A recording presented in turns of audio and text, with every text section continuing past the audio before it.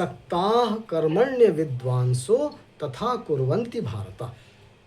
हे भरत वंशोद्भव अर्जुन, कर्म में आसक्त हुए अज्ञानी जन जिस प्रकार कर्म करते हैं, किसका उदाहरण दे रहे हैं भगवान कि जिस प्रकार अज्ञानी लोग कर्म में लगते हैं, हम सब कर्म में लगते हैं ना, आसक्त के कारण लगते हैं कि ये फल चाहिए। तो जिन मनुष्यों की शास्त्र विहित शुभ कर्मों पर श्रद्धा है, उनको शास्त्र विहित कर्मों का फल मिलता है, इस बात पर पूरा विश्वास है। लेकिन वे तत्वज्ञ नहीं हैं, तत्व को नहीं जानते, कर्म फल में विश्वास रखते हैं, गलत काम नहीं करते, लेकिन कर्मों भोगों में आसक्ति है उनकी। ऐसे लोगों का कहा सक्ता अविद्वांस, जो कर्म करते हैं भोगों और पदार्थों में आसक्ति के कारण। तो अज्ञानी कहा भगवान ने, ऐसे लोगों जैसे काम करते हैं वैसे ही आसक्ति रहित विद्वान भी, क्योंकि अब पता चल गया, मैं तो इसके ऊपर बड़ी जिम्मेवारी है। यहाँ कह रहे हैं कि विद्वान को अनुसरण करना है, जो आसक्ति के साथ काम करता है उसकी तरह दिखाना है, उसी प्रकार कर्म करना है, ताकि लोग कर्म से विरत ना हो जाएं, कर्म से विरत ना हो जाएं। श्रेष्ठ मनुष्य जो आसक्ति रहित विद्वान है, स्वाभाविक ही यज्ञार्थ कार्य करता है, यज्ञ के लिए है ना, अयज्ञ के लिए करता है। मनुष्य जो भोगी है, वो भोगों में, मनुष्य के कुटुंब में जो आसक्ति है या लोभी है, वह उसके लिए कार्य करता है।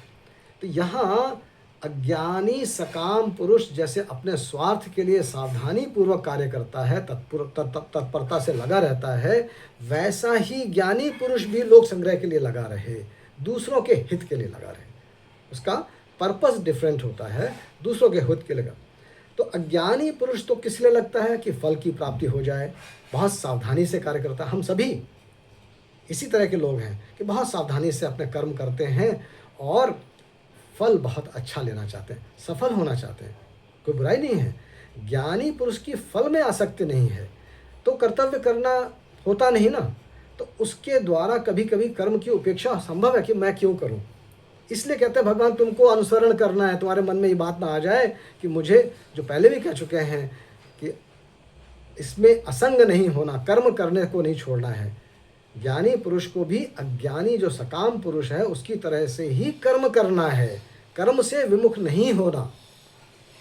ज्ञान हो गया इसका अर्थ ये नहीं है कि कर्म से विमुख हो जाए।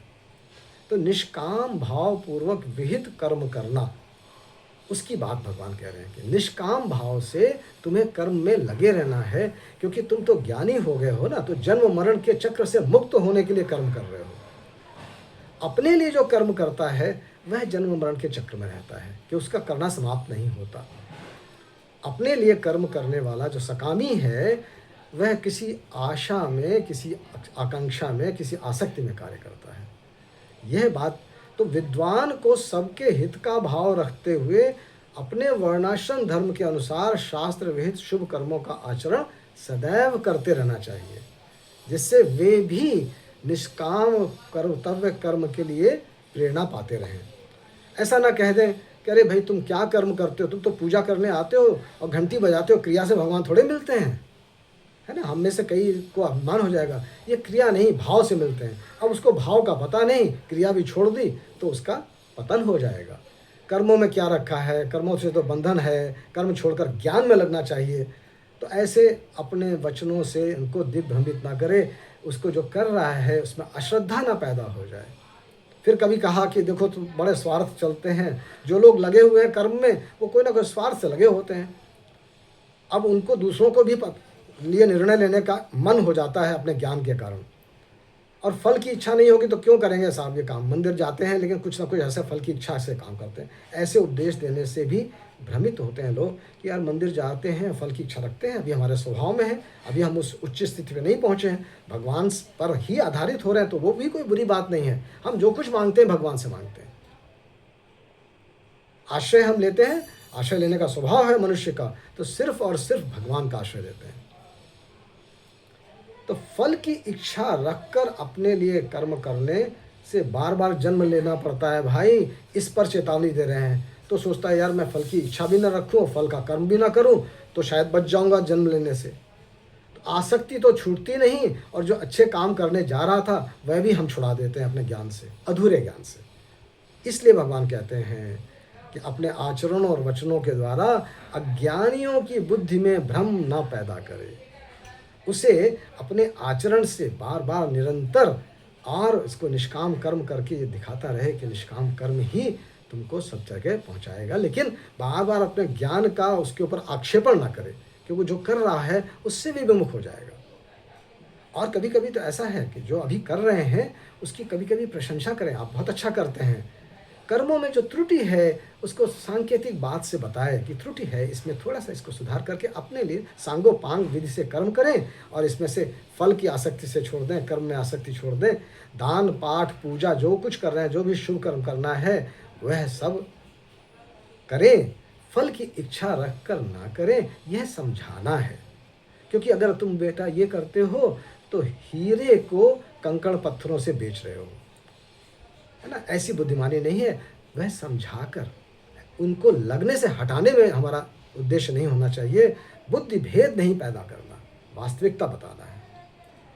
तो जो उपासना है, तत्वज्ञ जो है वह बुद्धि भेद नहीं पैदा करता अज्ञानी समझ कर को, क्योंकि हमारा भी ज्ञान सीमित है, हमें तुरंत उपदेश देने का मन करता है। और मंदिर जाइए, बहुत सारे उपदेशक मिलेंगे, जो लोटा लेके आया है ना वह भी विधि बता रहा होगा कि आप शंकर जी के बाएं खड़े होकर करिए, दाएं नहीं खड़े होते, क्योंकि किसी यूट्यूब पर या किसी जगह से उसको मिला है। वह ज्ञान अपना देता रहता है और अपने को बहुत ज्ञानी समझता है।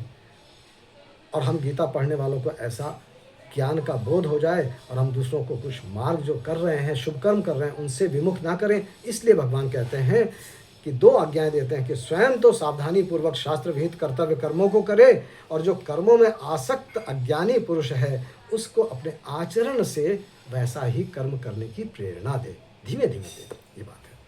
तो लोगों को दिखाने के लिए नहीं कुछ कर्म करना, कर्तव्य कर्म करना है लोक संग्रह के लिए। वह जो उपदेश देने की चेष्टा है ना, वह इसलिए आती है कि हम दूसरों को बताना चाहते हैं कि तुम मुझे ज्ञानी समझो यार, मैं गीता पढ़ रहा हूँ, 5 साल से पढ़ रहा हूँ, तुम लोगों को पता नहीं चल रहा कि मैं गीता पढ़ रहा हूँ, मेरे चेहरे से नहीं नज़र आता, नहीं आता, आपके आचरण से नज़र आएगा, किसी के चेहरे से नज़र नहीं आता। वो आचरण कितना अच्छा है उससे उनको खुद नज़र आ जाएगा कि अरे भाई ये बहुत अच्छे हैं, इनके आचरण में है, कितने सहृदयता से अच्छी तरह से बात करते हैं, विनम्र हैं, ज्ञान का प्रकटन नहीं करते, ज्ञान स्वयं ही अपने आप प्रकट हो जाता है। तो भगवान का रूप है, विवेक भगवान का रूप है। तो ज्ञानी को अज्ञानी को दिग्भ्रमित नहीं करता, इसका यह है। अंजू बेटा कुछ प्रश्न और तो नहीं रहा तुम्हारा इसमें संबंध है? मेरी बात स्पष्ट हो गई। अब भगवान कहते हैं कि ज्ञानी कौन है, अज्ञानी कौन है। बहुत सुंदर चर्चा चल रही है।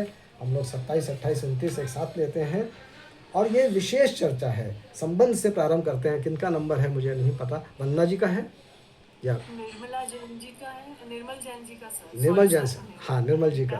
हरे कृष्णा। और वंदना शर्मा जी तो पढ़ना चाहती तो उनकी टर्न लेट है सर। हाँ तो ठीक है, दूसरों का टर्न। ठीक है, ठीक, उनको क्रम से ले लेंगे और कोई बात नहीं, क्रम से जरूर सबको ले लें। हरे कृष्णा।